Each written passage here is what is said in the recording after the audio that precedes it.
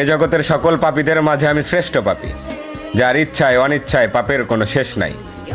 জেনা থেকে শুরু করে কবিরা অবধি সকল পাপ যেন আমার চেনা সঙ্গী। তাই আমিও যদি কিছু চাই, তাহলে কি আমাকেও দেওয়া হবে তোমার অনুগত বান্দাদের ন্যায়?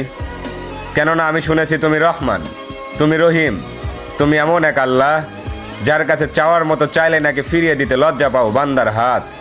তাই এবার আমিও তোমার চরণে উৎসর্গ করে দিলাম আমার শান্তির ঘুমের নিশিরাত। অতঃপর তুমি নাকি এই নিশিরাতেই বলো, বান্দা কার কি লাগবে চেয়ে নাও।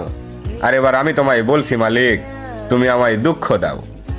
সুখে থাকলে হয়তো তোমায় ভুলে যেতে পারি, হতে পারি কারো কৃত দাস, কারণ আমি আদম সন্তান, পাপ করা আমাদের পুরনো অভ্যাস।